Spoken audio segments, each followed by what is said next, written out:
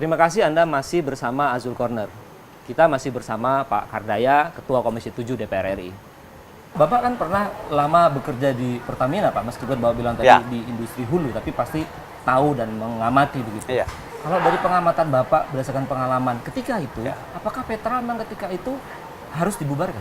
Gini, yang namanya Petral itu dulu kan itu dibikin oleh swasta, lalu anak perusahaan Petral itu diambil alih oleh Pertamina. Dulu sih waktu dibentuk, lalu kan wah ini bentuk Petral karena kita perlu ada begini. Justifikasinya kan bagus, lalu dibentuk. Lalu dibeli sama Pertamina. Dulu kan bukan Pertamina. Itu justifikasinya bagus. Lalu habis itu wah terjadi kejelekan. Kalau menurut saya dalam suatu perusahaan itu seperti komputer itu, perusahaan itu casing. Di dalamnya itu ada orang dan ada prosedur, ada segala macam. Nah ini yang memang kalau memang udah itu gak bisa diapa-apakan lagi, udah bahasa Sundanya tuh pabaliut gitu ya, udah dibuang itu komputer berserta casing-casingnya. Artinya perusahaan itu dibuang. Ketika Bapak di Pertamina, Bapak sudah berpikir seperti itu? Oh, belum ada Petral waktu saya di Pertamina sih. Belum ada Petral. Tapi begini, bahwa Petral itu di dalamnya kan ada orang, ada prosedur. Misalkan di dalamnya Petral tuh orangnya siapa sih? Kan pegawai Pertamina juga. Prosedurnya itu pasti disetujui oleh Pertamina, oleh manajemen Pertamina. Nah, sekarang kalau Petralnya dibubarkan, orangnya dikemanakan? Orangnya kan dipindahkan kemana? Saya dengar ke IC yang sekarang melakukan pembelian juga. Jadi orangnya dipindahkan ke situ. Nah, apakah prosedurnya juga akan dipakai di yang baru itu? Nanti kalau orang dan prosedurnya itu sama dengan Petral, lalu cari juga pelanggan-pelanggan atau klien-klien yang sama dengan dulu. Ya, ini yang lebih bahaya. Artinya Bapak kelihatannya optimis sekali bahwa urusan Petral ini bisa ditangani oleh seorang dirut Pertamina.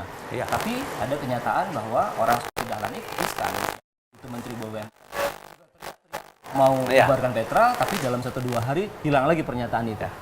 Publik berpendapat atau berasumsi bahwa ada kekuatan besar di belakang itu semua. Ya enggak lah. Kita kan ada yang namanya perusahaan, kan ada anggaran dasar, anggaran rumah tangga. Ada ketentuannya segala macam. Kalau seandainya ketentuannya itu suatu anak perusahaan, itu kewenangannya diserahkan ke direktur utama dan ke komisaris. Lalu ada sesuatu, direksi dan komisarisnya tidak bisa melakukan sesuatu, berarti ada sesuatu dong di dia. Ya, itu aja kan sederhana. Kalau kewenangannya itu ada, lalu tidak melakukan, ya berarti dia ada sesuatu dong. Kewenangannya di dia kok. Sesuatu itu hengki-pengki? Ya, saya tidak mengatakan hengki-pengki. Artinya apakah dia tidak mengerti melihat permasalahannya atau tidak berani, atau menurut saya kalau alasannya tidak berani ya nggak masuk akal. Karena sudah dikasih kok kewenangannya. Nah, ya tinggal ditanyakan aja, kenapa you nggak berani? Misalkan begini. Tapi yang terakhir kan terbukti berani. Ya berarti terbukti berani, berarti ya berani. Itu artinya itu aja sederhana. Kalau misalkan guru itu menentukan nilai, ya nilai itu yang menentukan guru, bukan guru itu lalu bawa lagi ke bupati kemana-mana, ini nilainya berapa anak ini, ya kan nggak gitu. Pak, dulu Komisi 7 sempat juga membuka wacana ke arah pembubaran Petral. Lalu kemudian anggota Komisi 7 diundang ke Petral di Singapura, dan setelah itu kita tahu tidak ada lagi pembicaraan itu. Apa sebenarnya yang terjadi waktu itu, Pak? Waduh, kalau tanya apa yang terjadi waktu itu saya belum di DPR, jadi nggak tahu saya apa yang terjadi. Atau Bapak dengar-dengar barangkali? Enggak juga, saya malas dengar kayak gitu tuh. Saya nggak tahu apa yang terjadi, saya nggak tahu. Tetapi bahwa kita selalu kalau ada misalkan ada katakanlah permasalahan atau ada ini, oh masalah Petral, ini begini, selalu kita tanyakan dalam rapat kerja dengan pemerintah itu. Petral disebut-sebut sebagai sarang mafia migas. Seperti apa sebetulnya mafia migas itu? Begini, kalau pengertiannya bahwa Petral adalah sarang, artinya itu sarang mafia, artinya mafianya itu ada di dalam. Artinya orang dalam Petral. artinya pekerja petral. Ya. Nah, kalau pengertian secara bahasa, saya mengartikannya orang-orang dalam pekerja petral itulah yang mafia. Karena sarang mafia, artinya mafia. Kalau sarang kan ada di dalam. Nah, tetapi kalau petral itu merupakan sesuatu yang dikelilingi oleh mafia, itu beda. Mafianya itu ada di luar, orang-orang luar. Oke. Nah, mengenai ini saya sendiri tidak bisa bilang iya atau tidak, karena saya tidak pernah ikut di dalam situ dan saya tidak pernah terjun dalam bisnis itu, dan pengalaman saya tidak pernah bersinggungan dengan, waktu saya kerja pun tidak pernah bersinggungan dengan masalah-masalah itu. Jadi saya nggak tahu apakah ini. Dan masalah mafia ini kan bingung. Selalu aja dari dulu ada mafia. Jadi seolah-olah mafia ini, mohon maaf ya, saya sering mengatakan seperti kentut gitu. Kentut itu tercium baunya, tapi siapa yang kentut kita nggak tahu gitu. Akhirnya ya udah begitu aja. Jangan-jangan mafia juga gitu. Jadi Bapak tidak yakin juga bahwa mafia itu ada? Saya ya gimana? Saya tidak mengatakan saya tidak yakin atau saya tidak mengatakan yakin, karena untuk bisa mengatakan yakin itu saya harus bisa membuktikan itu loh. Tapi kalau misalkan saya tidak bisa membuktikan, mendingan saya nggak ngomong apakah yakin atau tidak yakin. Kalau saya itu, kalau saya ngomong ya ikut memperkeruh aja gitu. Itu banyak kan sekarang orang nggak ngerti tiba-tiba ngomong, ya itu memperkeruh aja. Iya. Pak, penurunan peningkatan jumlah diskon itu apa juga tidak terkait dengan mafia tadi, Pak? Itu tadi yang saya bilang, pemburu rente dan sebagainya. Ya sebetulnya bisa iya bisa enggak. Bisa iya bisa enggak. Jadi kadang-kadang diskon itu kalau keadaan pasarnya berbeda, diskon itu bisa besar. Seperti saya katakan tadi, kalau seandainya pada kondisi di mana kita pada beli minyak nih, pada kondisi di mana minyak itu susah dipasarkan, maka yang penjual minyak itu menawarkan ke kita itu dengan diskon yang sangat besar. Itu.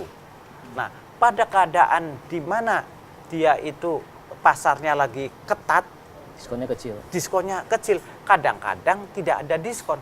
Kadang-kadang diskonnya tuh plus, malah bukan diskon, malah tambahan harga. Itu suatu hal. Saya ingat di awal pemerintahannya Jokowi, pemerintah sempat sesumbar akan ada pembelian minyak besar-besaran dari Angola dengan memanfaatkan sebuah perusahaan lokal yang bekerja dengan Cina namanya China Sonangol. Faktanya juga sebetulnya tidak ada. Apakah ini yang Anda maksud? Ya enggak. Jadi itu suatu hal yang terpisah. Ya tadi yang saya katakan itu hal umum. Bagaimana orang dealing dengan pasar gitu ya, dengan pasar. Karena pasar minyak, harga minyak ini kadang-kadang ada yang future market, artinya future market itu seperti ijon. Jadi kita deal sekarang untuk pengambilan berapa bulan lagi gitu. Ada yang spot, jadi itu sangat. Nah, mengenai minyak dari Sonangol itu, ya saya memang mendengar atau membaca dari media dan dideklar langsung pada waktu itu oleh Presiden Jokowi bahwa akan membeli minyak dari Sonangol dengan diskon kalau nggak salah 15%. Besar sekali ya? Besar, bukan besar sekali, enggak besar, sangat besar, bukan sangat besar. 15% bukan main itu. Lalu setelah itu kita di dalam rapat kerja dengan Menteri ESDM, kita tanyakan, itu gimana kabar beritanya itu dulu. Itu dari Menteri ESDM tidak jelas menyampaikan jawabannya itu. Jadi kelihatannya ya tidak ada itu realisasinya, karena tidak jelas. Tetapi dengar-dengar bahwa pembelian dari Sonangol itu ada. Dengar-dengar saya juga. Dan tapi sebelum itu Pak? Setelah itu. Dan dengar-dengar juga tidak ada diskon. Tidak ada diskon. Jadi ya omong kosong. Ya omong kosong. Nah, praktek-praktek seperti ini kan tampaknya lazim sekali. Di era SBY kita sudah mendengar sejumlah nama yang terkait dengan mafia migas. Di era Jokowi tiba-tiba muncul pemain baru. Apa yang sebenarnya mesti dilakukan pemerintah? Ya begini, sebetulnya orang itu untuk mencari keuntungan, untuk mencari itu selalu ada itu. Ini. Tapi bagaimana tergantung dari yang di dalamnya itu. Kalau di dalamnya itu artinya ketat dan tidak macam-macam, itu yang nyari-nyari keuntungan itu nggak ada anunya. ketat itu sistemnya. Sistemnya ketat, lalu tidak macam-macam, katakanlah tidak ini pokoknya anulah sesuai dengan ini dan terbuka dan ya. Tapi kalau seandainya ini seolah-olah terbuka padahal penuh dengan ini, nah itu yang repot.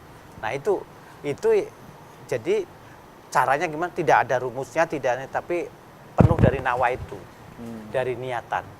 Susah juga ya kalau manajemen diukur dari nawaitu ya. Ya susah. Tapi bisa dibuktikan nanti itu terjadi enggak. Soalnya kalau enggak, karena yang namanya pasar minyak atau katakanlah mau membeli minyak, tidak bisa tendernya kayak tender mau bikin bangunan gitu, ditenderkan, ini masukan, ini. Enggak, kalau itu langsung untuk besok, karena ini kan tiap hari. Untuk besok, oke, lakukan atau sampaikan ininya.